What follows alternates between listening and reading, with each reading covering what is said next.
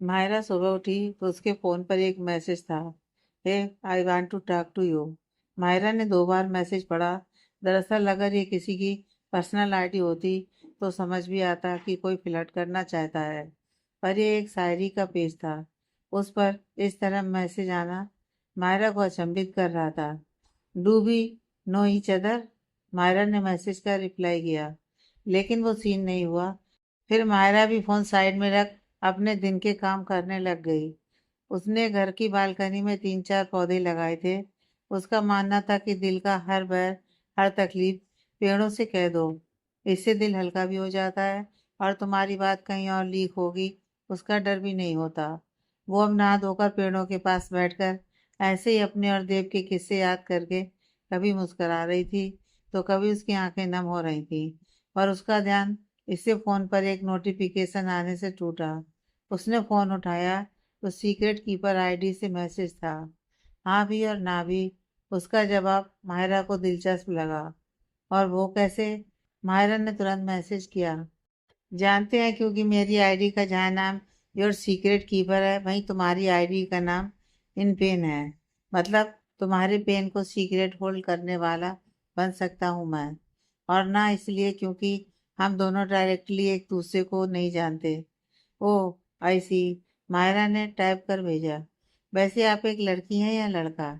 Secret keeper का message आया। जानना जरूरी है, मायरा ने टाइप किया। हाँ, इसलिए नहीं कि आप लड़की हैं यह जानकर फ्लर्ट करूंगा, बल्कि इसलिए कि बस पता होना चाहिए सामने वाले दोस्त को इमोशनली हैंडल करना है या प्रैक्टिकली। क्या लड़कियां प्रैक्टिकल नहीं हो सकती? तुमने खुद अपने आप को इमोशनल माना। मैंने तो कहा ही नहीं कि लड़कियां इमोशनल हैं और लड़के प्रैक्टिकल। अब उसका मैसेज पर मायरा एकदम शांत हो गई। यह सस्ता समाज के बनाए गए एक दायरे में लड़के को हमेशा प्रैक्टिकल होना सिखाया जाता है, वहीं लड़की को हमेशा इमोशनल समझा जाता है। वैसे मेरा मानना थोड़ा उल्टा है। अगर तुम लड़की हो तो तुमसे प्रैक्टिकल बातें करूंगा, और अगर लड़के हो तो इमोशनल। सीक्रेट कीपर ने एक और मैसेज कर मायरा का ध्यान खींचा। और वो क्यों? मायरा को उसकी बातों में दिलचस्पी आने लगी थी, क्योंकि लड़कों के आसपास जितने लोग होते हैं उसे हमेशा प्रैक्टिकल होना सिखाते हैं। उसके भी इमोशंस हैं, वो भी रो सकता है, वो भी उदास हो सकता है, चिड़चिड़ा सकता है। पर नहीं, समाज के कुछ दायरे सेट किए हैं और उन्हीं के अनुसार लड़के लड़कियों को चलना सिखाया जाता है। बस मैं चाहता हूँ कि वो चीज़ नाचीज संग बिना किसी जजमेंट के अपने मन का बोझ हल्का कर ले। बहुत अच्छी सोच है, मायरा ने लिखा। धन्यवाद। वैसे आपको मैं फाइटर बुलाऊं तो चलेगा? उस लड़के ने पूछा। वो क्यों? क्योंकि जिस पेन में आप हैं उसमें अभी तक जी रही हैं, तो इसका मतलब उससे लड़ रही हैं, तो हुई ना फाइटर। मायरा के चेहरे पर मुस्कान आ गई। तुम्हें कैसे पता कि मैं तुमसे बात करूंगी, जो तुम्हें मुझे फाइटर बुलाने का मौका मिलेगा? हाँ, ये तो नहीं पता कि आप बात करेंगी या नहीं, पर मेरा सच में इरादा बस एक अच्छी दोस्त का है, और ये बस आपको हील करने का। वैसे मेरे से आप बिल्कुल सेफ हैं। मैं आपसे किसी भी तरह की कोई डिमांड नहीं करूँगा। कौन सी डिमांड? अरे भाई, चैट के दूसरे दिन ही पिक दिखाओ, तीसरे दिन ही खाना खाया या नहीं, पांचवें दिन आपकी जिंदगी में पूरी तरह से घुसने की कोशिश करना। ऐसा मेरा कोई इरादा नहीं होगा। मायरा उसकी बात पर मुस्कुराने लगी। आपने जवाब नहीं दिया। हाँ, अभी तक तो कर सकते हैं बातें, लेकिन मैं ऑनलाइन ज़्यादा नहीं आती। कोई नहीं, आप जब आएंगी मैं आपको हमेशा ऑनलाइन मिलूंगा। क्यों, और कोई काम नहीं है? नहीं, फिलहाल तो नहीं है। अब? अच्छा। मायरा ने अब ज़्यादा कुछ नहीं पूछा। ठीक है, बाय। आज के लिए इतनी बातें काफ़ी है। सीक्रेट कीपर ने लिखा बाय। मायरा ने टाइप करके फ़ोन बंद कर दिया। तभी 2 मिनट बाद मायरा के फ़ोन पर कॉल आया। अननोन नंबर था, इसलिए उसने उठा लिया। हेलो। सामने से कोई आवाज़ नहीं आई। हेलो, मायरा ने फिर पूछा, लेकिन तभी उसे एक खटका हुआ। देव। उसने कांपती आवाज़ में नाम लिया और फ़ोन झट से कट गया। मायरा की आंखों से एक आंसू लुढ़क उसके गाल पर ठहर गया और उसने फ़ोन अपने सीने से लगा दिया। वहीं देव के चेहरे पर मुस्कान आ गई और वो भी अब बुक्स खोलकर पढ़ने लग गया। अक्षिता बहुत कोशिश कर रही थी कि वो योहान की तरफ ना आकर्षित हो, पर वो जितनी कोशिश करती उतनी उसकी तरफ खींची चली जाती। तुम कहाँ खोई हुई हो अक्षिता? मैं कब से तुम्हें यह कॉन्सेप्ट समझाने की कोशिश कर रहा हूँ और तुम हो कि हमेशा जोन आउट रहती हो। आखिर क्या सोचती रहती हो? योहान आज अच्छे से अक्षिता से मुखातिब हो ही गया था। आखिर ये उसका रोज का था। योहान उसे पढ़ाने बैठता और वो अपनी ही सपनों की दुनिया में गुम रहती थी। नहीं तो ऐसा तो कुछ नहीं है। अच्छा, तो बता दो मुझे ये क्वेश्चन सॉल्व करके। मैंने अभी तुम्हारे सामने सॉल्व किया है। अगर तुम्हारा ध्यान सच में पढ़ाई में था तो करो सॉल्व। हाँ लाइए। अक्षिता ने अपने आप को सही प्रूव करने के लिए सवाल ले तो लिया, पर उससे वो सॉल्व होना तो दूर, शुरू कहाँ से करें ये भी समझ में नहीं आ रहा था। क्या हुआ? वो हम दादाजी के बारे में सोच रहे थे। उन्हें कितने दिन हो गए गए हुए? आपने पूछा नहीं कब तक आएंगे? सच में पढ़ाई के समय तुम ये सोच रही थी? योहान ने झल्लाकर कहा। अक्षिता ने जल्दी से सर हाँ में हिला दिया। हद है। नहीं पढ़ना तुम्हें? नहीं, बता दो। अगर ऐसा है तो। सर, ऐसी बात नहीं है। तो कैसी बात है? मैं भी तो सुबह से थक जाता हूँ, पर मैं सोचता हूँ कि तुम अपने कैरियर को लेकर जितना सीरियस हो उसमें कोई भी खलल ना पड़े। लेकिन सिर्फ करियर को सीरियस लेना नहीं बल्कि पढ़ाई को भी लेना होता है, जिससे आप अपने करियर में एक्सेल करें। अक्षिता को खुद पर शर्मिंदगी हुई। सही बात है, सुबह उठकर वो ही नाश्ता बनाता था। दोनों अपने अपने कपड़े धोते और सुखाते थे। फिर पूरे दिन एक टांग पर खड़े रहकर पढ़ाओ, क्योंकि टीचर्स का बैठना अलाउड नहीं होता। फिर घर आकर खाना और उसके बाद अक्षिता की पढ़ाई।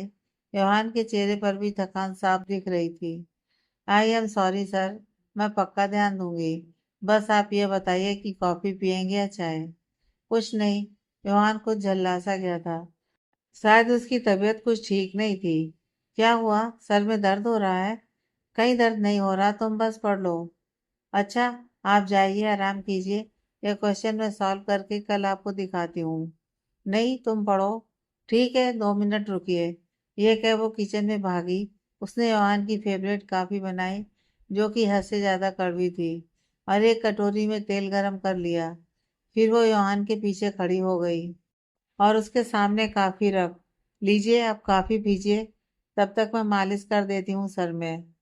कोई जरूरत नहीं है इसकी, मैं ठीक हूँ। पर अक्षिता तब तक हल्के हाथ से उसके सर में मसाज करने लगी और योहान की आंखें खुद ब खुद बंद हो गई। योहान ने काफी भी पी ली, लेकिन अक्षिता की मालिश से उसके ऊपर नींद हावी होने लगी। आप अब सो जाइए। नहीं, थोड़ी देर पढ़ लेते हैं। मैंने कहा ना कि मैं पक्का ये सारे क्वेश्चन कर लूंगी। जो नहीं होंगे वो कल बता दीजिएगा। आप जाइए। योहान ने भी बस बहस नहीं की और जाने लगा। वैसे thank you. You're welcome. Akshita ने बेहद प्यारी मुस्कान बिखेरते हुए कहा। योहान भी मुस्कुराकर अपने कमरे में चला गया। अगले दिन योहान उठा और जैसे ही ड्राइंग रूम में आया तो अक्षिता को स्टडी टेबल पर ही सोते हुए पाया। उसके सारे पेपर्स यहाँ वहाँ बिखरे हुए थे और बाल सारे चेहरे पर थे। पेन का कैप मुंह में था और वो दोनों हाथों को फोड़कर उस पर सर टिकाए लेटी थी। योहान ने उसे देखा तो उसके पास आया।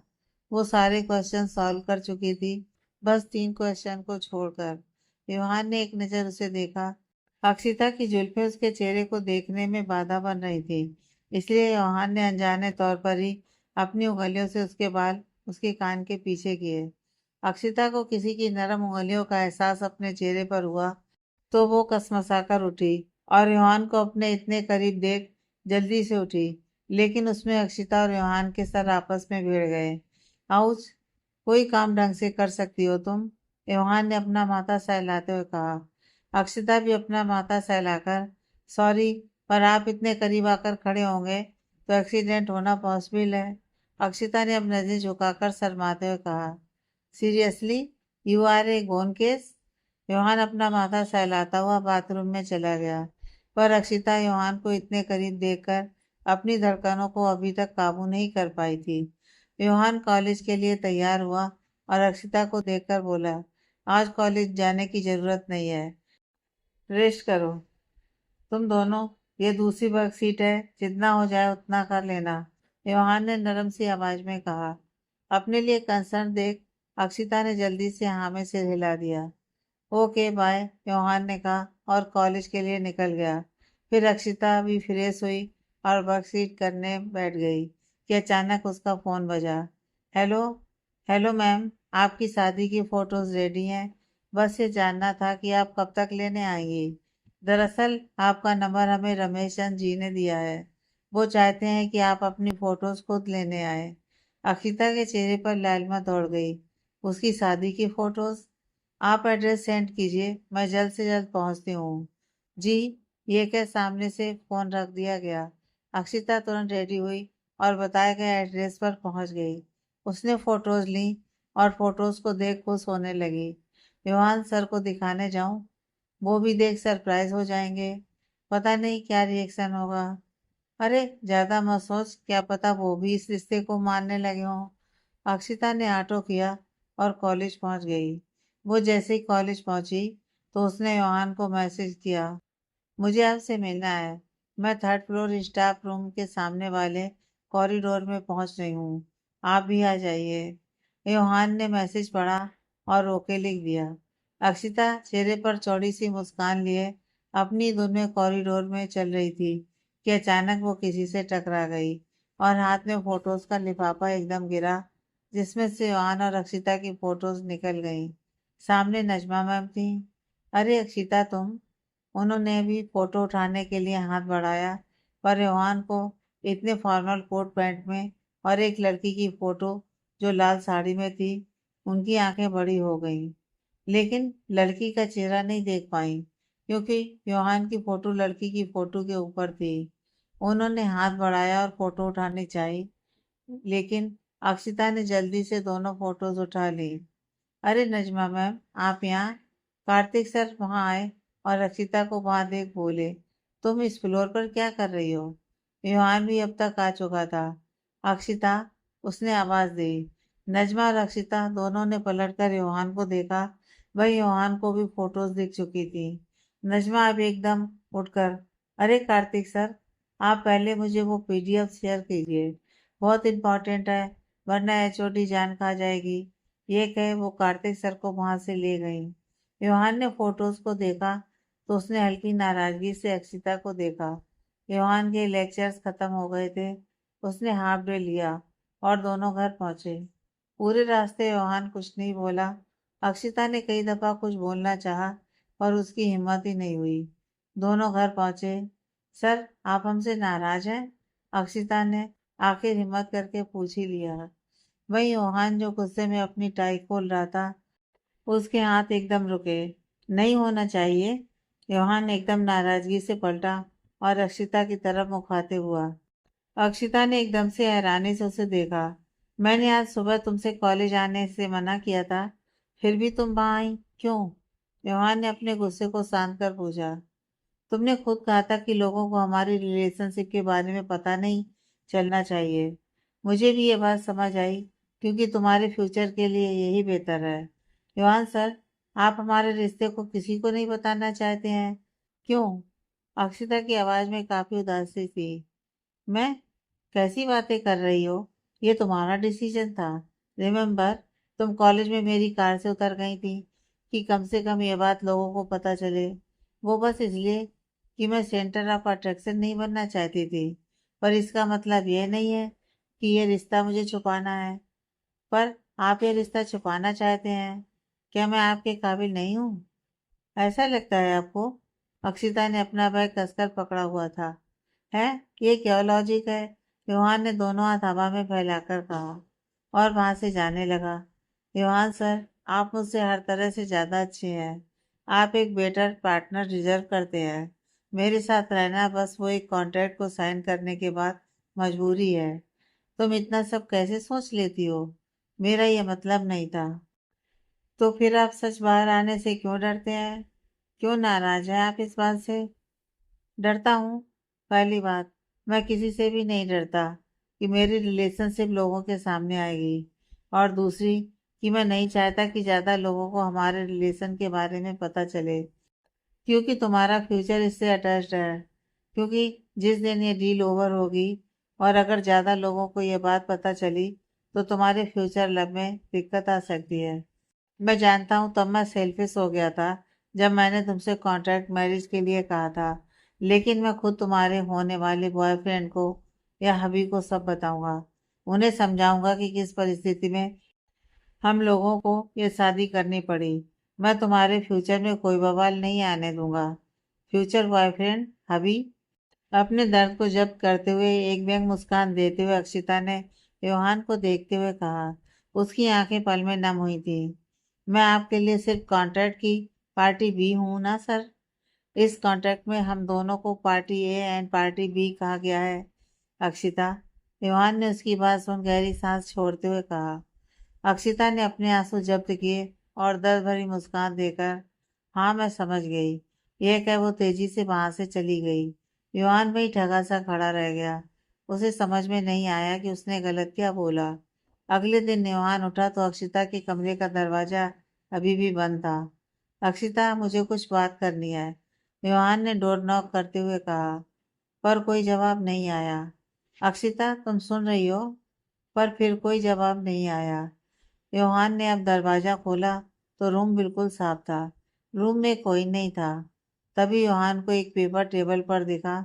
उसने पढ़ा, हेलो सर, हमें लगता है कि ये कॉन्ट्रैक्ट मैरिज सिर्फ नाम की रहे तो बेटर है। मैं आगे से आपको परेशान नहीं करना चाहती और ना ही आपको एम्बुलेंस करना चाहती हूँ। जिस दिन भी दादाजी आए आप बता दीजिएगा, मैं आ जाऊंगी। आपको मेरी तरफ से कोई चिंता नहीं होगी। Party B. अक्षिता। योहान ने पेपर पढ़ा तो उसके चेहरे पर चिंता की लकीरें उभर आई। सुबह के 8:30 बज रहे थे। मतलब वो सुबह ही निकली थी। कहाँ जाएगी? मायरा ने फोन पर अक्षिता को डांटते हुए पूछा। पता नहीं, लेकिन मैं नहीं चाहती कि उनके साथ रहकर मेरी इच्छाएं और प्रबल हों। वो मेरे लिए कुछ फील नहीं करते और मैं पता नहीं कि उनकी बातों में डूब सी जाती हूँ। चेहरे में खो जाती हूँ। आवाज में गुम हो जाती हूँ। मुझे लगता है कि वो एक नशा है जो मुझ पर चढ़ने लगे हैं। अब मैं इस नशे से दूर रहना चाहती हूँ। अक्षिता एक पार्क की बेंच पर बैठी मायरा को सारी बात बता रही थी। सुन, मेरी डॉर्मेट्री अभी के लिए खाली है क्योंकि मैं घर आई हुई हूँ। तू रह सकती है वहाँ? सच में? अक्षिता एकदम बोली। हाँ, मैं बात करती हूँ वार्डन से। वैसे भी पैसे तो पूरे जाते हैं, चाहे हम वहाँ पर रहें या ना, तो कोई दिक्कत नहीं होगी। पर उसने मुझे फिर से कहा कि आउटसाइडर अलाउड नहीं है। अरे, तू वो मुझ पर छोड़। अब तो वैसे भी मैं नहीं हूँ, तो ऐसा तो है नहीं कि एक रूम में 3 लोग रह रहे हैं। मैं फंसाती हूँ बातों के जाल में। यार तू ना होती तो मेरा क्या होता। लेकिन तभी अक्षिता को अपने सामने से गुजरता ट्रक दिखा जिस पर लिखा था सेल्स गर्ल्स रिक्वायर्ड। मायरा, मैं तुझसे अभी बात करती हूँ। ये क्या? अक्षिता ने फोन काटा और तुरंत नीचे दिए नंबर पर बात की। Hello Anjana mart. जी सर, आपको सेल्स गर्ल की रिक्वायरमेंट है। जी sir, I am in need of job. आप आज 9 बजे तक अंजना मार्ट आ जाइए, वही बात करते हैं। Sure sir. अक्षिता आप जल्दी से ऑटो पकड़ अंजना मार्ट पहुंची। आज की सुबह एक नई उम्मीद लाए और आपका जीवन फिर से खुशियों से भर जाए। सीक्रेट कीपर ने मैसेज किया। गुड मॉर्निंग, मायरा ने रिप्लाई किया। वैसे फाइटर, एक बात बताओ, क्या तुमने कभी दोस्ती की है? हाँ। क्यों? मुझे बस ये जानना था कि दोस्ती और प्यार में क्या कोई अंतर है, या दोस्ती में ही प्यार हो सकता है। तुम भी अब ये प्यार वाली बातें उठा लाए। अपने आप को इतनी तवज्जो मत दो। तुमसे फ्लर्ट नहीं कर रहा, बस मैं सबकी राय जानना चाहता हूँ। सीक्रेट कीपर ने लिखा। ओह, ऐसा? हाँ, तो फिर मेरा मानना है कि प्यार और दोस्ती दोनों ही महत्वपूर्ण मानवीय रिश्ते हैं, लेकिन वे एक दूसरे के समान नहीं है। प्यार और दोस्ती में कुछ समानताएं होती हैं, लेकिन वे अलग अलग भावनाओं और अनुभवों से जुड़े होते हैं। ये कहना है कि प्यार ही दोस्ती है, एक बहुत ही ऊपरी स्तर पर कहने वाला कथन होता है। दोस्ती प्यार का एक रूप हो सकती है, लेकिन यह प्यार का एकमात्र रूप नहीं है। मायरा ने लिखा। अरे वाह फाइटर, तुम्हें तो फिलोसफर होना चाहिए।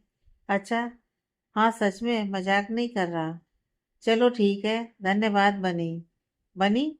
हाँ, खरगोश हो तुम, इसलिए तुम्हें बनी बुलाऊंगी। कोई दिक्कत?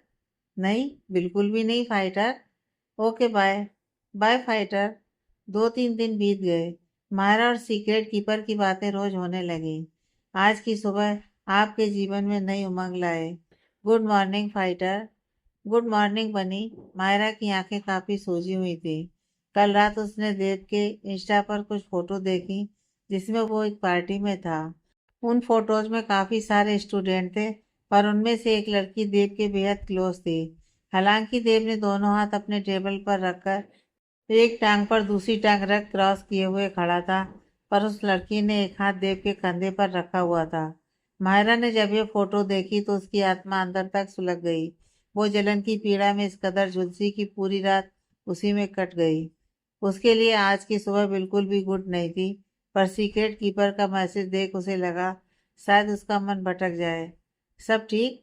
सीक्रेट कीपर ने मैसेज किया। हाँ सब बढ़िया, मायरा ने उत्तर दिया। वैसे आज इतनी सुबह मैसेज का जवाब? इतने दिनों में पहली बार इस समय ऑनलाइन मिली हो तुम, सीक्रेट कीपर ने कहा। हाँ बस ऐसे ही नींद खुल गई। नींद खुल गई या आई ही नहीं?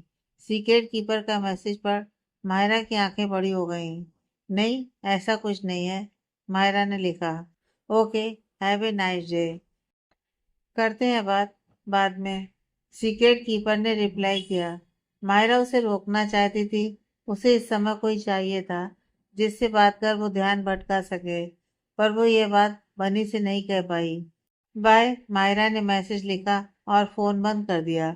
मायरा का मन नहीं लग रहा था, इसलिए उसने अक्षिता को फोन मिला दिया। हेलो यार, अक्षिता ने मुस्कुराते हुए कहा। कैसी है? एकदम मस्त। नई जॉब मिल गई है। अकू, वो तेरे लिए सही जॉब नहीं है। तू मेरे हॉस्टल में रुक सकती थी ना? क्यों नहीं सुनती है तू? ऊपर से जो छोटी सी डॉर्मेट्री उन्होंने दी है उसमें तुम 3 लड़कियां रहती हो। तू रह पाती है ढंग से वहाँ? क्योंकि मुझे अब अपने दम पर रुकना है। मायरा, खुद के कमाए 2 रुपए जो खुशी देते हैं ना, वो किसी के ऊपर डिपेंड होकर जीने में नहीं है। मैं यहाँ ढंग से ही नहीं बल्कि खुश होकर रहती हूँ।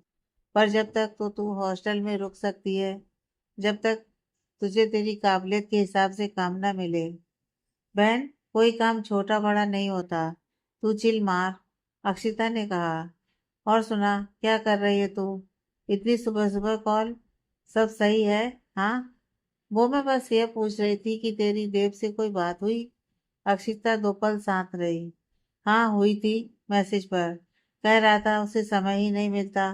पढ़ाई और वहाँ का टाइम इतना अलग है कि बात करने का समय नहीं है। पढ़ाई?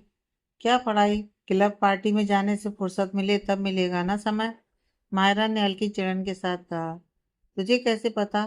स्टॉक कर रही है तू उसे? तूने तो इंस्टा आईडी डीएक्टिवेट कर दी ना? ना, वो मैंने कल ही चालू की थी। तब, हाँ तब देखा था। जब इतनी याद आ रही है तो बात कर लेना उससे। उसे अब मेरी कोई याद नहीं आती, वो वहाँ खुश है। अब तो इसके काफी दोस्त भी हैं। तेरी जगह खास है। कहने वाली बात है, मायरा ने व्यंग मुस्कान देते हुए कहा। मत मान। अच्छा, माई बॉस ने देखा कि मैं फोन पर बिजी हूँ तो बेमतलब सुनाएगा। वैसे ही 3 दिन में 6 बार डांट खा चुकी हूँ। तेरी योहान से कोई बात हुई? अक्षिता अब चुप कर गई। मैं करती हूँ बात तुझसे बाद में, बाय। मायरा अक्षिता की बात से समझ गई कि योहान का कोई कॉल नहीं आया था। अक्षिता आज काम करके अपनी डॉर्मेट्री में आई ही थी कि उसके पास दादाजी की वीडियो कॉल आई। वो ये देखकर एकदम बिस्तर से उछलकर बैठ गई, क्योंकि अगर उन्होंने योहान के बारे में पूछा तो वो क्या कहेगी।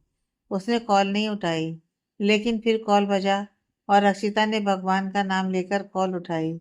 कॉल में पहले से ही योहान और दादाजी थे। नमस्ते दादाजी। अक्षिता और योहान की नज़र मिली और अक्षिता ने अपनी नज़र चुरा ली। नमस्ते बेटा। अक्षिता, योहान ने बताया कि तुम अपनी दोस्त माहिरा के पास गई हो, लेकिन मेरा तुम दोनों से बात करने का बहुत मन कर रहा था, इसलिए मैंने इतनी रात गए तुम्हें कॉल मिला ली। डिस्टर्ब तो नहीं किया तुम्हें? नहीं दादाजी। कैसे हैं आप? मैं बिल्कुल ठीक हूँ। अक्षिता बात दादाजी से कर रही थी, लेकिन योहान की नज़र उसी की तरफ थी। ये वो साफ महसूस कर रही थी। अच्छा, मैं 1 हफ्ते बाद लौट रहा हूँ। कुछ कंपनी में इंटरनल अफेयर्स हैंडल करने हैं, तो मुझे आना पड़ेगा। पर तुम समझाओ अपने पति को, कि अब तो ये पढ़ाना छोड़कर कंपनी पर ध्यान दे। कंपनी? क्या तुम्हें बताया नहीं इस नालायक ने कि हम लोग रामशीला ओबराय कंपनी के हेड हैं? रामशीला कंपनी? ये कंपनी डिजाइनर कपड़ों की कंपनी थी एंड पूरे मुंबई में इसका नाम था। अब अक्षिता ने नजर उठाकर योहान को देखा, जिसने अभी तक अक्षिता की नजर उठने के लिए बेसब्री से इंतजार किया था। नहीं, बताया था, मैं ही भूल गई थी। अक्षिता ने बहाना बनाया। बेटा तुम समझाओ इसे कि अब इन बूढ़ी हड्डियों में ताकत नहीं है। अब इस कंपनी को यह संभाले।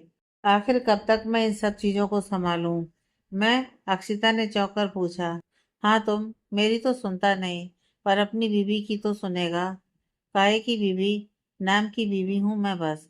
अक्षिता ने एक डर भरी मुस्कान दी, पर मनी मन सोचा, दादाजी आप एक हफ्ते बाद क्यों आ रहे हैं? अभी आपका मन नहीं भरा? आप जल्दी आइए, योहान ने कहा। अक्षिता ने झट से योहान को देखा, क्योंकि दादाजी के आने के बाद अक्षिता की मजबूरी हो जाती योहान के साथ उसके घर में रहने की। पर योहान ने अब एक भी बार अक्षिता की तरफ नहीं देखा। मैं खुशी खुशी आ जाऊं अगर तू कंपनी को संभालने के लिए हाँ कर दे। आप जानते हैं कि मेरा कंपनी संभालने में कोई इंटरेस्ट नहीं है। मैं अपनी जॉब से खुश हूँ। आप अपना यह कारोबार अपनी बहन के बेटे को दे दें। वो नालायक मेरे बरसों की मेहनत को एक साल में डुबो देगा। कंपनी की भागदौड़ एक काबिल हाथों में दी जाती है, लेकिन मैं काबिल नहीं हूँ। जिस चीज में मेरा इंटरेस्ट नहीं, उसमें मैं कभी अच्छा परफॉर्म नहीं करूँगा। तू चुप कर, तुझे मैं जानता हूँ। तुझे जितना समय लेना है ले, लेकिन कंपनी का अगला सीईओ तू ही बनेगा। अरे पर मुझे कुछ नहीं सुनना, मिलते हैं बाद में। यह कह दादाजी ने कॉल एंड कर दी। अब वीडियो कॉल पर योहान और अक्षिता रह गए। दोनों के बीच एक अजीब चुप्पी छा गई। कैसे हैं आप? अक्षिता ने पहल की। तुम कैसी हो? तुम्हारे खुद को आत्मनिर्भर बनाने वाला प्रोसीजर कैसा चल रहा है? योहान ने ताना कसते हुए सवाल किया। जी, मतलब तुम्हारी जॉब कैसी चल रही है? आप जानते हैं कि मैं कहाँ काम करती हूँ? अक्षिता की बोली में हैरानी थी। हाँ, अंजना सेल्स मार्केटिंग में, एज ए सेल गर्ल। अब अक्षिता की आंखों में शर्मिंदगी आ गई। उसने अपनी नजर झुका ली। नहीं, मैं खुश हूँ कि तुम खुद को इंडिपेंडेंट बनाना चाहती हो। I am glad. Thank you. बस ये मत भूलना कि जहाँ अभी हो वो तुम्हारा सपना नहीं है, इसलिए पढ़ाई के साथ कोताही मत करना। योहान ने सधे लहजे में कहा। अक्षिता ने धीरे से सर हाँ में हिला दिया। Good night. Good night. Yohan ने यह कह फोन रख दिया। अक्षिता की आंखों से आंसू लुढ़क गए। जानने के बाद भी नहीं लेने आए, मतलब इन्हें मुझसे कोई मतलब है ही नहीं। हम लोग शादी के बाद भी अजनबी हैं। एक मैं ही पागल हूँ जो इतनी आशाएं पाल कर बैठी थी। अक्षिता ने गुस्से में अपना फोन पटका और सर तकिए में घुसाकर सो गई। एक बार भी नहीं कहा कि मुझे ऐसे नहीं जाना चाहिए था। पता नहीं वहां पढ़ भी रही होगी या नहीं। पूरे दिन तो काम करती है, क्या ही पढ़ाई हो रही होगी। अरे अगर कोई नाराजगी थी भी तो बोल सकती थी। ऐसे जाने का क्या मतलब है? मुझे क्या? ये कही योहान भी बेड पर लेट गया और सोचते सोचते उसे नींद आ गई। अक्षिता भी सोकर ही उठी थी कि योहान का मैसेज आया। दादाजी से मेरी बात हुई है, वो 2 दिन बाद लौट रहा है। ओके, मैं उस दिन उनसे मिलने आ जाऊंगी। और फिर क्या कहोगी? क्यों नहीं रह रही हो इस घर में? योहान ने मैसेज लिखा। कह दूंगी कि हॉस्टल में पढ़ाई अच्छी होती है। दादाजी मान जाएंगे? कोशिश करूंगी। ठीक है, ओके बाय। अक्षिता ने लिखा। योहान ने फोन पटक कर बेड पर मारा। ठीक है, देख लेगी खुद, मैं कोई मदद नहीं करूंगा। वो अच्छा खासा चिढ़ चुका था। जब रहना ही दूर है तो बहाने बनाने में कितना ही समय लगेगा। जब यही किस्मत है तो यही सही। अक्षिता ने फोन को हाथ में पकड़कर कहा। कहाँ रहते हो तुम? मायरा ने सीक्रेट कीपर से बात करते हुए अचानक से पूछा। ओहो, कोई मुझ में इंटरेस्ट ले रहा है। Not bad. ऐसा कुछ नहीं है, बस ये जानना चाहती हूँ इंडिया से हो? इतनी अच्छी हिंदी है मेरी, कहीं और से लगता हूँ तुम्हें? नहीं, फिर भी ऐसे ही पूछ लिया। मुझे पसंद करने लगी हो तभी इतनी छानबीन कर रही हो?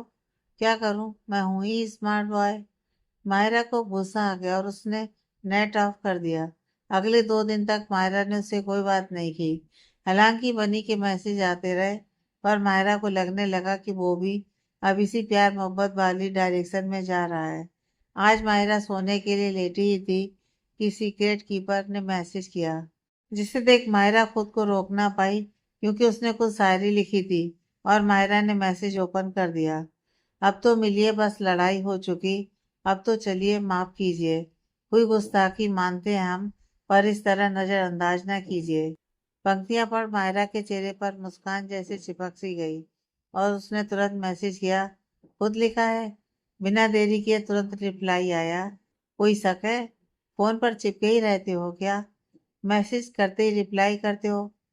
मायरा ने पूछा। क्या करूं, तुम्हारी तरह इतनी अकड़ दिखाई नहीं जाती। तुरंत रिप्लाई आया।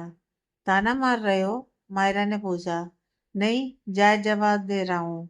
अगर इतने ही खपा हो तो क्यों कर रहे हो बात? मायरा को उसकी बात बुरी लगी। खुद को रोक नहीं पा रहा हूँ, अंडरस्टैंडिंग दोस्त मिली है मुझे, बस अपनी है ना खोना नहीं चाहता उसे। अब मायरा चुप रह गई। उसे समझ ही नहीं आया कि क्या रिप्लाई करे। अगर सोना हो तो बताकर सोना, ऐसे बिना मैसेज किए ऑनलाइन होती हो तो घंटों तक फोन की तरफ देखता हूँ। जब कुछ देर तक माहिरा का रिप्लाई नहीं आया तो लड़के का टेस्ट दोबारा आया। ऐसा कभी नहीं किया है मैंने, माहिरा ने कहा। हाँ, पर आगे कर सकती हो। जब इतने दिन बाद बंद कर सकती हो तो यह पॉसिबल भी है, इसलिए पहले ही कह दिया। हाँ, माहिरा ने मैसेज किया। इसका क्या मतलब समझूं? हग मी मोर। तुम फिर शुरू हो गए? माहिरा ने गुस्से में लिखा। मैं ज्यादा देर तक सीरियस रहा तो आईसीयू में मिलूंगा। माहिरा उसका मैसेज पढ़ खुद भी हंस पड़ी। वैसे 2 दिन में एक बार भी याद नहीं आई अपने दोस्त की तुम्हें? इतनी भी जगह नहीं है मेरी तुम्हारे ख्यालों में, बनी ने कहा। सच बताऊं या झूठ? माहिरा ने पूछा। जिसे सुनने में अच्छा लगे वही कहना, चाहे वो झूठ ही क्यों ना हो। लड़के का रिप्लाई आया। बनी का रिप्लाई देख माहिरा फिर निरुत्तर हो गई। हमेशा उसके जवाब पर माहिरा सोच में पड़ जाती थी। दोस्त की याद आई थी। माहिरा ने 3 शब्द लिखे और तुरंत ही गुड नाइट बोल दिया। झट फोन बंद करके आंख मीच ली। बाद में लड़के के मैसेज पढ़े थे। अरे ये तो बताओ, सच है या झूठ? अरे इतनी जल्दी कौन सोता है यार? यार ऐसे नहीं जा सकती हो। हे, कोई है? Okay fine, good night. आज अक्षिता ने अपनी जॉब से छुट्टी लेनी चाहिए क्योंकि दादाजी आज आने वाले थे, पर बॉस ने देने से मना कर दी। इतने ही अक्षिता के पास अननोन नंबर से कॉल आया। हेलो। हेलो मैम, मैं रमेश बोल रहा हूँ, योहान सर के दादाजी का ड्राइवर। वो दरअसल हमारा छोटा सा एक्सीडेंट हो गया है, दादाजी के हाथ में चोट आई है, मैं उन्हें हॉस्पिटल लेकर जा रहा हूँ। हम मुंबई पहुंच चुके हैं, आप बस सिटी हॉस्पिटल आ जाइए। मैंने वहां सर को कॉल किया लेकिन उनका फ़ोन स्विच ऑफ आ रहा है। मैं बस पहुंचती हूँ, यह क्या अक्षिता जाने लगी। वो घबरा गई थी। अगर इस तरह जाना है तो कल से काम पर आने की ज़रूरत नहीं है, अक्षिता के मालिक ने कहा। धरे रखिए अपनी जॉब, और जो मैंने ये इतने दिन काम किया है इसे खैरात समझकर अपने पास रखिएगा। पैसे, लीचड़ इंसान, अक्षिता ने गुस्से में कहा और तेजी से हॉस्पिटल के लिए ऑटो पकड़ उसमें बैठ गई। पीछे मालिक उसकी बात सुनकर दंग रह गया। दादाजी सिटी हॉस्पिटल में एडमिट है, मैं वहां जा रही हूँ, आप जैसे ही फ्री हो जल्दी से जल्द पहुंचिएगा। अक्षिता ने वॉइस मैसेज योहान को भेजा। योहान तेजी से हॉस्पिटल के बताए गए कमरे में एंटर हुआ। वहां अक्षिता और दादाजी फोन में कोई वीडियो देख हंस रहे थे। अरे योहान तुम, दादाजी ने मुस्कुराकर कहा। आप ठीक हैं? कैसे गाड़ी चला रहा था वो जो आपको चोट लग गई? गलती उसकी नहीं थी बेटा, वो सामने अचानक से छोटी बच्ची आ गई और उसने तेजी से ब्रेक मारे तो मैं सीधा साइड वाले शीशे पर जाकर लगा, तो मैं कंधा ठोक गया। अब इन बूढ़ी हड्डियों में कहाँ ही जान बची है, इसलिए बस ज्यादा दर्द हो रहा था। मैंने तो मना किया था पर वो तब भी हॉस्पिटल ले आया। आपको बिल्कुल चिंता नहीं है अपनी। सही किया रमेश ने कि आपको हॉस्पिटल ले आया। मना किया था मैंने, कहीं नहीं जाना, पर आप मानते कहाँ हैं? अरे तू तो ऐसे नाराज हो रहा है जैसे मुझे कोई बहुत ज्यादा चोट आ गई है। ऐसी छोटी मोटी बातें होती रहती हैं। क्यों सेनोरीटा? दादाजी ने मुस्कुराकर अक्षिता से कहा। अक्षिता हंस पड़ी और दादाजी भी हंस पड़े। दोनों फोन में शाहरुख खान की मूवी देख रहे थे और अभी शाहरुख खान ने काजोल से यही बोला था, तो दादाजी ने भी सेम डायलॉग चेप दिया। योहान भी अब हल्का सा मुस्कुरा गया। उसने अब जाकर अक्षिता को देखा, जो लाइम कलर के टॉप और वाइट जीन्स में स्टूल पर बैठी मुस्कुरा रही थी। अक्षिता को जब योहान की नज़र खुद पर महसूस हुई तो उसने धीमे से नज़र उठाकर योहान को देखा। वो दोनों कुछ देर तक ऐसे ही देखते रहे कि अचानक दादाजी को खांसी आई और दोनों ही पानी का गिलास लेने उठे। दोनों के हाथ आपस में टकराते और फिर दोबारा नजरें आपस में टकरा गईं। अक्षिता ने अपना हाथ पीछे खींच लिया और योहान ने दादाजी को पानी पिलाया। इतने ही डॉक्टर आया। Everything is fine doctor, Yohan ने पूछा। हाँ, हमने एमआरआई कराया, बस हल्की सी मसल इंजरी है। एक हफ्ते के लिए फिजियोथेरेपी कराएं, यही विल बी बेटर। मुझे यहाँ नहीं रुकना, दादाजी ने बच्चों की तरह कहा। उनकी बात सुन डॉक्टर भी मुस्कुरा गया। बस आज ही रुकना है आपको, बाकी आप कल डिस्चार्ज हो जाएंगे। उसके बाद फिजियोथेरेपी के लिए ही आना है यहाँ आपको। ठीक है, एक दिन भी सजा ही है यहाँ रुकना, दादाजी ने मुंह बनाया। योहान ने अब उन्हें घूरा तो वो मुंह फेर कर बैठ गए। अक्षिता ने अब उन्हें गले लगा लिया। मैं हूं ना, आज हम दोनों इतनी मस्ती करेंगे यहाँ कि आप बोर नहीं होंगे। नहीं, मुझे तुमसे एक फेवर चाहिए, करोगी? हाँ, बताइए। मैं चाहता हूँ कि तुम रामसिला हाउस जाओ और उसे खुद अपने हाथों से क्लीन करो। दादाजी, ये काम तो कोई हाउसमेट भी कर देगी, योहान ने एकदम टोका। मैं अपनी बहू से बात कर रहा हूँ, दादाजी एकदम बोले। ओके, अक्षिता ने मुस्कुराकर कहा।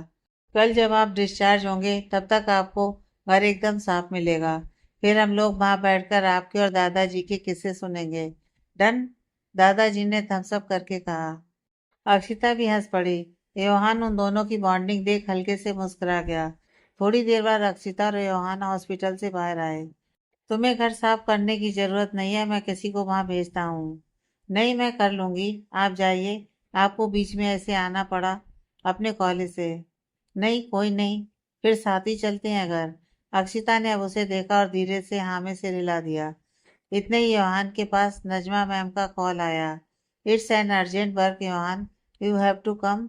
अभी, योहान ने पूछा। यस, योहान ने अक्षिता को देखा तो वो मुस्कुराकर बोली, कोई नहीं, आप चले जाइए। इतने में वहां पर जाकर काम शुरू करती हूँ। मैं काम खत्म होते ही पहुंच जाऊंगा, योहान ने कहा। अक्षिता ने हाँ में सिर हिला दिया। वो जाने लगी। ध्यान से जाना, योहान ने कहा। अक्षिता ने मुड़कर योहान को देखा और हल्के से मुस्कुराकर बोली, आप भी। योहान ने भी सर हाँ में हिला दिया। अक्षिता दादाजी के घर पहुंची। घर 2 मंजिला था और उसके थोड़ी दूर पर ही बीच था। घर के बैक साइड से 5-6 कदमों की दूरी पर ही बीच था। घर के अंदर जैसे ही अक्षिता गई और उसने लाइट ऑन की तो घर को देख उसकी आंखें फटी की फटी रह गईं। इतना सुंदर घर देख उसे अपनी आंखों पर यकीन नहीं हुआ। घर गंदा नहीं था, बल्कि कुछ जरूरत से ज्यादा साफ था। अक्षिता टहल टहल के पूरा घर देख रही थी। वो कभी सोफे पर बैठती तो कभी कोई एंटीक पीस छूकर देखती। फिर उसने टीवी खोल दिया। उसको ऐसा लगा जैसे घर में आकर उसका पूरा मन तरोताजा हो गया हो। उसके चेहरे से मुस्कुराहट हटने का नाम ही नहीं ले रही थी। योहान कॉलेज पहुंचा तो नजमा मैम ने उसे बुलाया। नजमा मैम सारी टीचर्स में सीनियर थी और स्टाफ डिपार्टमेंट की हेड थी। Congratulations Yohan for your wedding. No ma'am, आप गलत समझ रही हैं। ये वेडिंग कोई रियल वेडिंग नहीं है। दरअसल मेरे दादाजी की तबीयत खराब थी और उनकी जिद थी कि मेरी शादी बिना वो सर्जरी नहीं कराएंगे, इसलिए एक कॉन्ट्रैक्ट मैरिज करनी पड़ी। लेकिन मेरी आपसे एक रिक्वेस्ट है कि आप इस चीज़ को अक्षिता के लिए सीक्रेट रखें। मैं नहीं चाहता फ्यूचर में जब ये कॉन्ट्रैक्ट खत्म हो तब अक्षिता को कुछ भी गलत फेस करना पड़े। इसलिए मैंने अक्षिता से कहा भी कि हम आउटसाइडर्स के सामने बिल्कुल भी कभी अपना रिलेशन नहीं बताएंगे। ओह, आई सी। बट योहान, डाइवोर्स का टैग ही अपने आप में एक बहुत बड़ी चुनौती होता है। चाहे शादी किसी भी हालत में हुई हो और कॉन्ट्रैक्ट मैरिज ही क्यों ना हुई हो, तब भी ये एक शादी है। और शादी के खत्म होने के बाद अक्षिता डाइवोर्स कहलाई जाएगी। तुम एक लड़के हो, तुम्हें कोई कुछ नहीं कहेगा, पर उसे कोई नहीं छोड़ेगा। तुम्हारा चाहे इंटेंशन कुछ भी रहा हो, पर शादी का खत्म होना अक्षिता की आगे की जिंदगी के लिए जरूरी नहीं कि लाभदायक ही साबित हो। और योहान, ऐसे ही लड़कियों को जाकर नहीं कहना होता है कि हम अपना रिलेशनशिप नहीं बताएंगे। लड़कियां बहुत कोमल दिल की मालिक होती हैं। उनके दिल को बहुत छोटी छोटी चीजें छू जाती हैं, पर साथ ही साथ रूखा व्यवहार भी बहुत जल्दी खलता है। आप कह रही हैं कि मुझे उसे अपनी बात अच्छी से समझानी चाहिए, कुछ इस तरह कि वो उसे गलत वे में ना ले। एग्जैक्टली, नजमा मैम ने कहा। लेकिन अगर तुम दोनों की शादी हो गई है तो तुम इस शादी को एक मौका क्यों नहीं देते? क्या अक्षिता तुमसे अलग होना चाहती है? अब इवान को अक्षिता की नम आंखें याद आ गईं, तो उसे समझ नहीं आया कि वो इस बात का क्या जवाब दे। इवान को अब अक्षिता के लिए बुरा लगने लगा। उनकी उस दिन की बहस जब अक्षिता के फ्यूचर को लेकर योहान ने कहा था, और अक्षिता ने कितनी दर्द भरी मुस्कान दी थी। योहान को अब गिलानी हो रही थी। वैसे बेफिक्र रहो, मैं इस बात का जिक्र किसी से नहीं करूंगी, पर हमारे कॉलेज में next week inter college badminton competition है। मैं चाहती हूँ कि इसकी सारी प्रिपरेशन तुम देखो। नजमा मैम ने कहा। योहान अब अपनी सोच से बाहर आया। मैं पर मैम, मेरे से यह सब नहीं होगा। देखो योहान, हम सब जानते हैं कि बच्चों के बीच तुम्हारी फैन फॉलोइंग कितनी है, और अगर हमें ऑडियंस को बुलाना है तो कभी कभी कुछ फायदे हमें भी उठा लेने चाहिए। नजमा मैम ने शरारत से कहा। क्या मैम, आप भी? बेचारा योहान झेप गया। चिल, बस हम चाहते हैं कि ज़्यादा से ज़्यादा बच्चे पार्टिसिपेट करें, और अगर तुम क्लासेस में जाकर ये अनाउंसमेंट करोगे तो नंबर ऑफ रजिस्ट्रेशन ज़्यादा होंगे। ये मेरा पर्सनल ओपिनियन है। से it's an request please Yohan. Yohan को अब इतनी सीनियर पोस्ट पर होने के बावजूद नजमा मैम का रिक्वेस्ट करना चुप कर गया, और उसने हाँ में सिर हिला दिया। Thank you so much Yohan.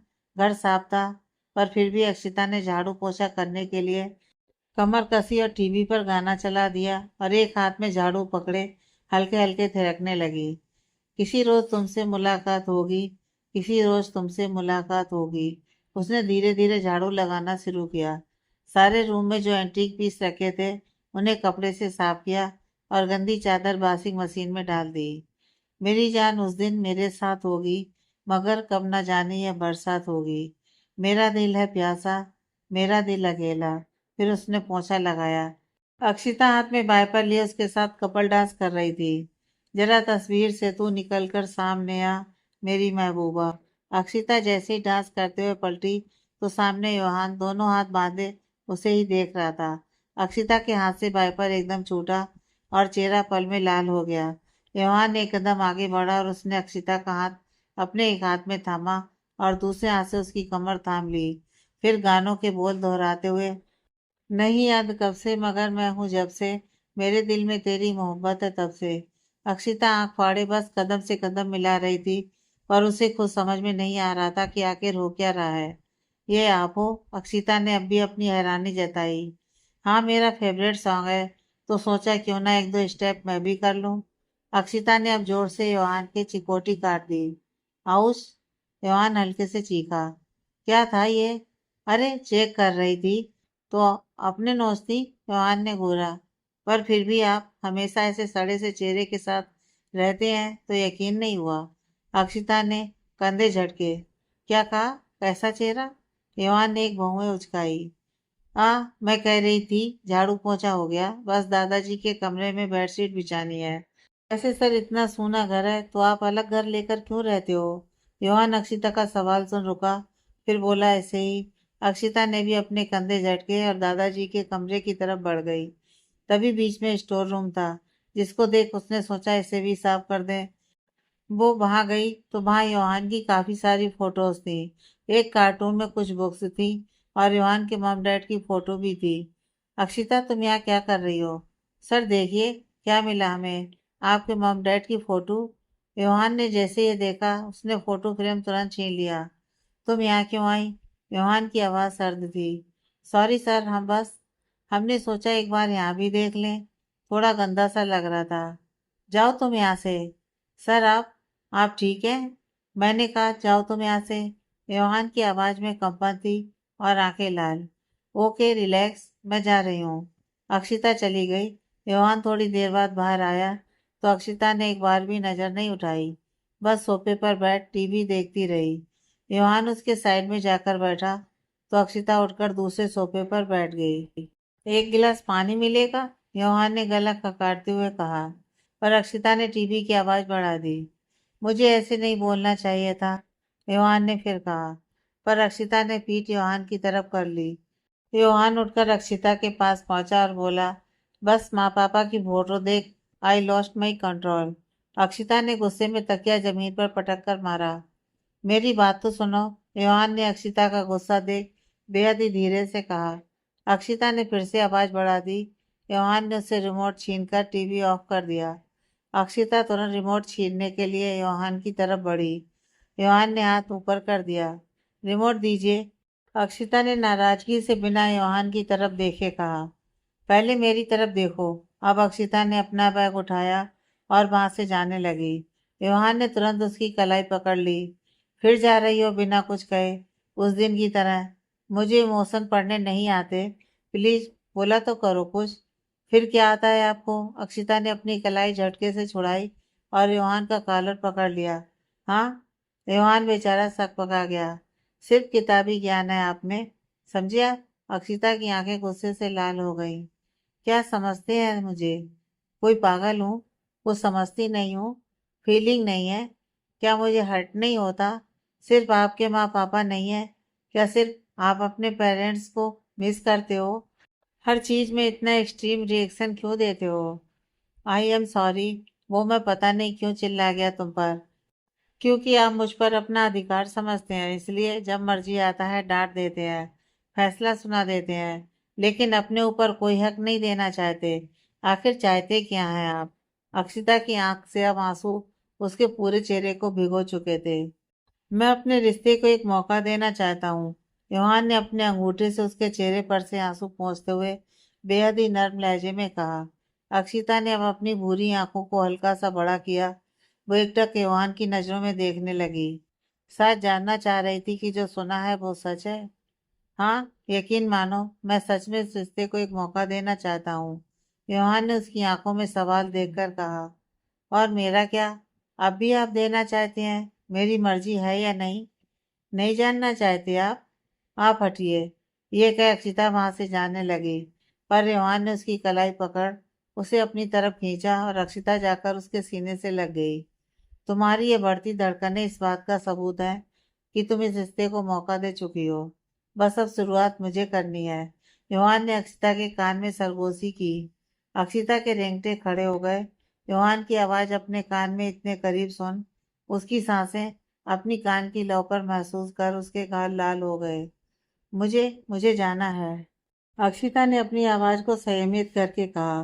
हूँ, पहले कहो कि दिया मौका। योहान को ऐसी घबराई सख्शाई से अक्षिता बेहद प्यारी लग रही थी। अक्षिता के होठों पर हल्की मुस्कान आ गई और वो हल्का सा योहान को धक्का देकर किचन में चली गई, दादाजी के लिए रात का खाना बनाने के लिए।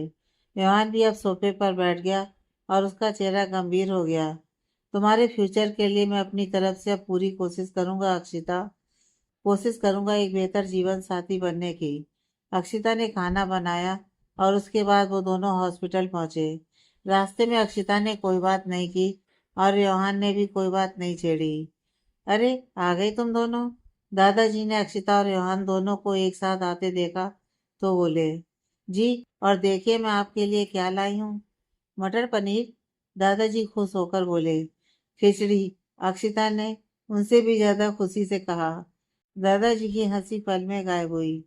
क्या यार, मैं बीमार थोड़ी हूँ, पर फिर भी लाइट खाना है आपको। कल पक्का मटर पनीर बनाऊंगी।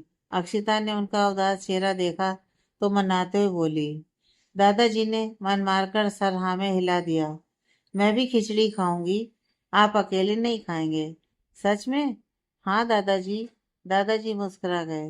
विवान उन दोनों का बॉन्ड देखकर अक्सर हैरान रह जाता था। लगता ही नहीं था कि इन दोनों को मिले कुछ महीने हुए हैं। तुम कुछ नहीं खाओगे? दादाजी ने वहां से पूछा। मुझे भूख नहीं है। खिचड़ी इतनी भी बुरी नहीं है, अक्षिता ने धीरे से कहा और एक चम्मच और प्लेट निकाल दी। योहान ने एक नजर अक्षिता को देखा और वो भी दादाजी की साइड में जाकर बैठ गया। उसने चुपचाप खिचड़ी अपनी प्लेट में ली और खाने लग गया। दादाजी भी धीरे धीरे खाते रहे, और साथ ही साथ योहान को देखते रहे। योहान खाकर हाथ धोने चला गया तो अक्षिता ने टोक दिया, आप क्या टुकुर टुकुर देख रहे हैं उन्हें? क्योंकि योहान ने खिचड़ी खाई। हाँ तो योहान ने खिचड़ी? तुम्हें पता है इसे खिचड़ी बिल्कुल पसंद नहीं है, पर आज एक बार भी मना नहीं किया। सच में योहान सर को खिचड़ी पसंद नहीं? नहीं। इतने ही योहान आ गया। थोड़ी देर में डॉक्टर आए। उसने दादाजी के शोल्डर की एक्सरसाइज कराई। हल्का पेन था दादाजी को, लेकिन सुबह से दर्द काफी बेटर था। ये डॉक्टर पर्णिका है, बहुत अच्छी फिजियोथेरेपिस्ट है ये। दादाजी ने पर्णिका के बारे में योहान और अक्षिता को बताया। हेलो, पर्णिका ने बड़े रिस्पेक्टफुल तरीके से कहा। Hello doctor, is everything okay? कोई ज़्यादा बड़ी चोट तो नहीं है ना? आप मुझे बता दीजिए क्या क्या प्रिकॉशंस लेने हैं, मैं पूरा ख्याल रखूंगी। अक्षिता ने पूछा।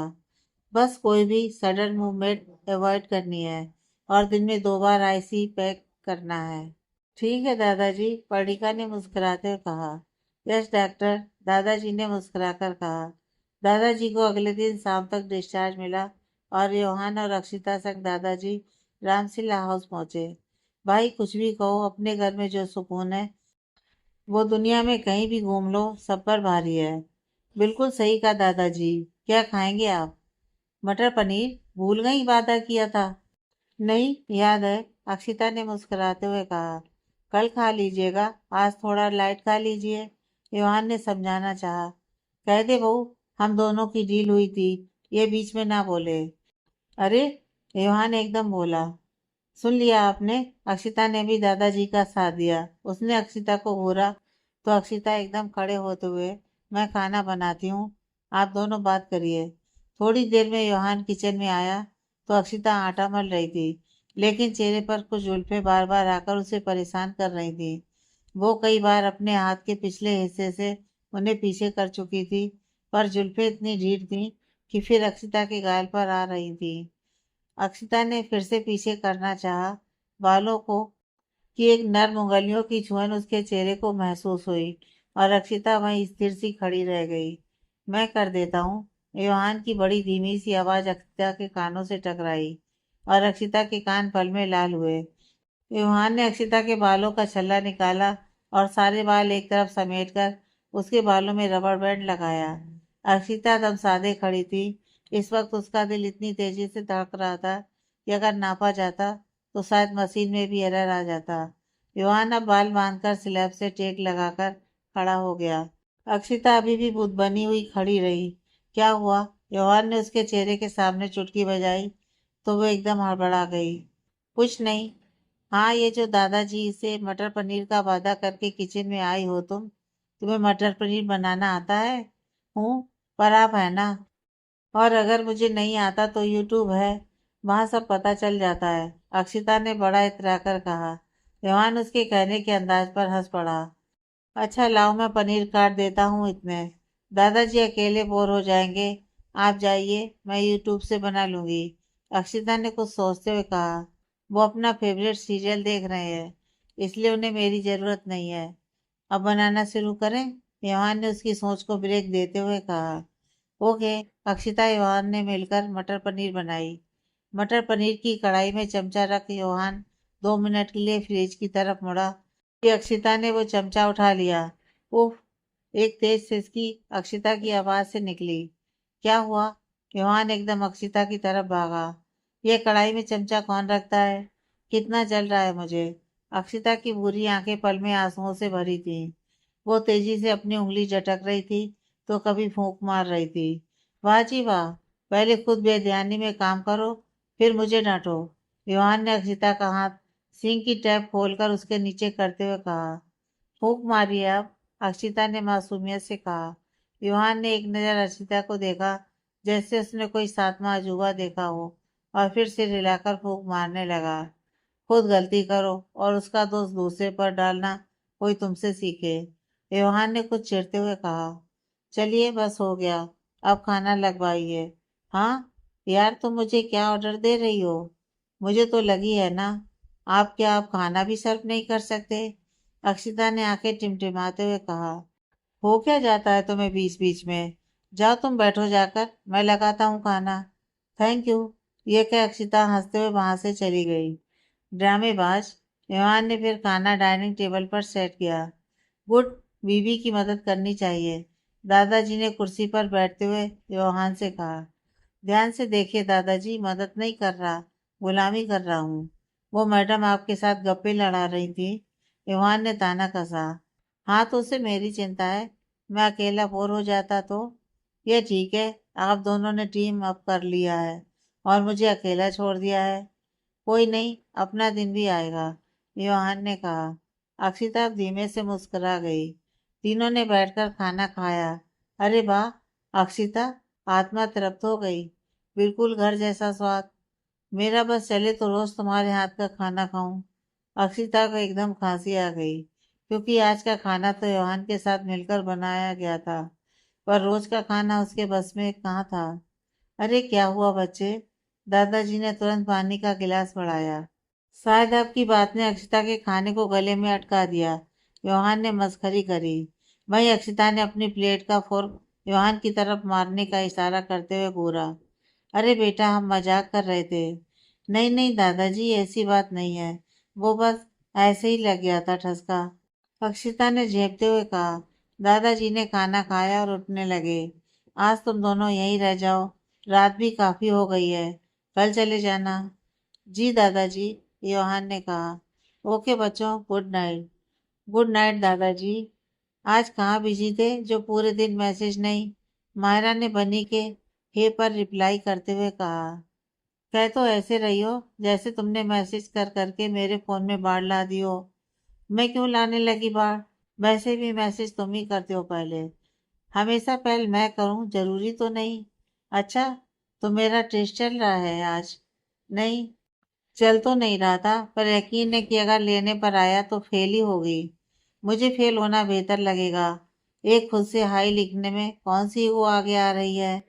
ईगो नहीं है, बल्कि साइनेस है। अच्छा, वो कैसे? समझाती हूँ कि दोस्ती निभानी दोनों तरफ से चाहिए, पर मैं बात स्टार्ट नहीं कर पाती हूँ। अगर कभी रियल में मिलोगे तो दुनिया को दिखाने के लिए एक्सट्रोवर्ट हूँ, पर अपनी कुछ कमियों को लेकर इतनी ज्यादा रिलेक्टेड हूँ कि मैं खुद को एक होल में छुपाए रखना चाहती हूँ। कमियां किसमें नहीं होती, पर अगर कमियों को एक्सेप्ट कर आगे नहीं बढ़ोगी तो वहीं अटकी रह जाओगी। एक्सेप्ट कर लिया है, लेकिन लोगों को दिखाने से बचती हूँ। जानती हूँ कि मेरी कमियां सामने आई तो सारी अच्छाइयाँ एक तरफ और सिर्फ उलझने मेरे हिस्से आएंगी। क्या जान सकता हूँ कि ऐसी कौन सी कमियां हैं? मायरा के हाथ एकदम से ही स्क्रीन पर रुके। अगर कंफर्टेबल नहीं हो तो कोई बात नहीं, शायद अभी नहीं हूँ। एतवार आने दो कि तुम्हें बताना सही रहेगा। मुझे उस दिन का इंतजार रहेगा। Good night. Good night. आगे की कहानी नेक्स्ट पार्ट में।